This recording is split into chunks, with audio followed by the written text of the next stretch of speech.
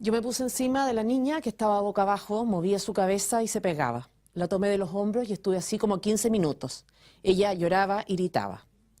La persona que dice esto pesaba 90 kilos y se refería a una niñita de 11 años. Repito, 90 kilos sobre una niñita de 11 años. Y sigue así el testimonio. Fue ahí donde la niña empezó a sangrar de la boca. Cuando vi sangre, le dije, ¿te pegaste? Y dejó de moverse. Instantáneamente, su cuerpo era blando, lacio. La di vuelta, la vi morada, estaba blanca, pero con ojeras y labios oscuros, como morados. La zamarrié y no me respondió. Ahora el testimonio de una niña que vio esta misma escena.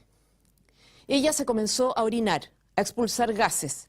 El labio de la Lisette estaba sangrando y una de las educadoras le dijo, ¡qué asco! Después te vas a tener que bañar sola. ¡Qué lindo lo que estás haciendo!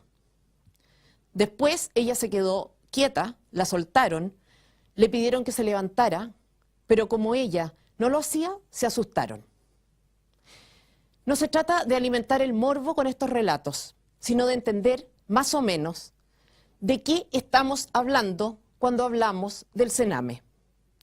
Hablamos de muerte, de la muerte de 10 niños al mes en promedio durante 11 años. Pero eso no es todo. Sigo con otro testimonio acerca de lo que es vivir en el Sename. La peor hora del día es cuando se apaga la luz, porque saben que ahí comienzan los abusos sexuales. Hay relatos de niños que se tapan la cabeza con su almohada para no escuchar los llantos de sus compañeros que están siendo violados en la cama de al lado. Hablamos de violaciones ahora.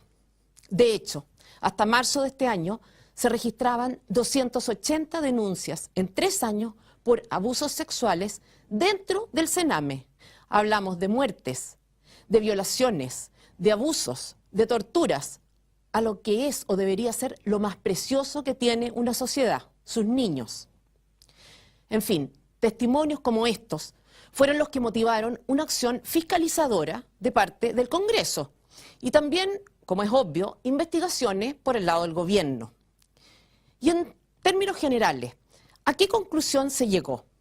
A que no se trataba de hechos aislados, sino de cosas que pasaban regularmente y desde hace mucho tiempo. A cosas que pasaban en parte por la negligencia de las autoridades de turno. Sin ir más lejos, se descubrió, entre otras cosas, que dentro del Sename había una red de prostitución infantil. Precisamente ahí donde se supone los niños están bajo el amparo del Estado. No tiene nada de raro, entonces, que 1 de cada 2 reos haya pasado su infancia en el Sename. Este es, más o menos, el contexto al que me quiero remitir para hacer el análisis político de esta semana.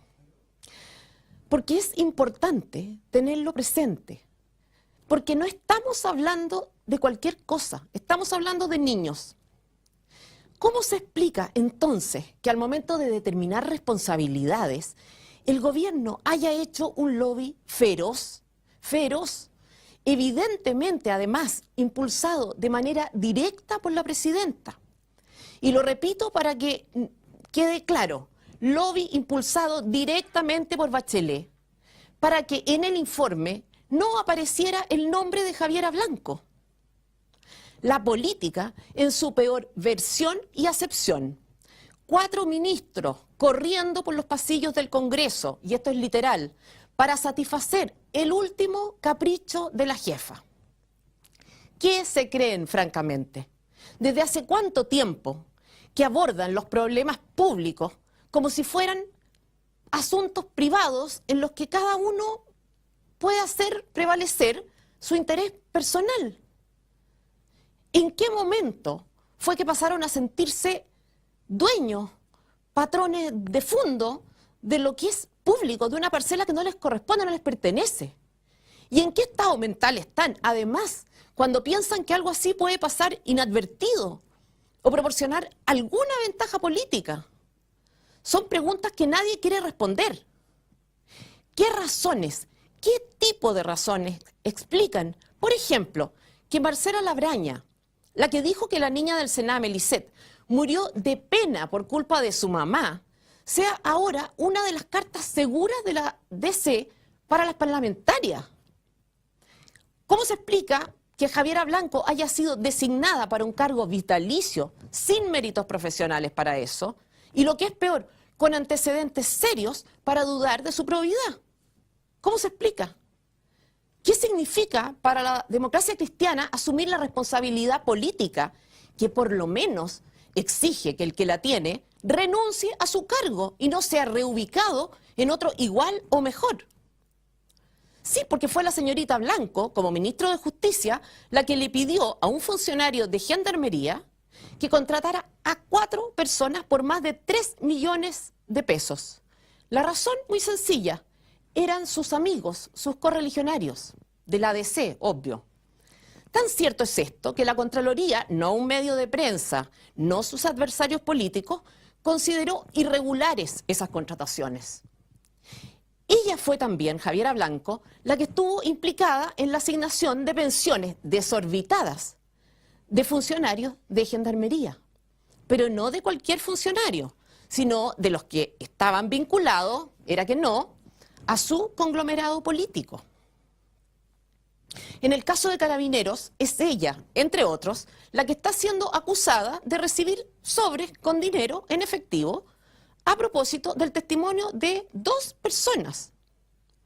Cuando yo hablo de robo dentro del Estado, no lo digo, por tanto, en términos metafóricos. Cuando digo que la presidenta roba o que la ministra Blanco roba, lo digo literalmente. Quiero decir que lo que hacen es, según la definición de la RAE, apropiarse de algo ajeno contra la voluntad de su dueño, hacerse de los cargos políticos, públicos por tanto, para fines particulares y, por supuesto, en perjuicio de los chilenos. El problema es que en este caso, y eso lo hace más inaceptable, estamos hablando de niños.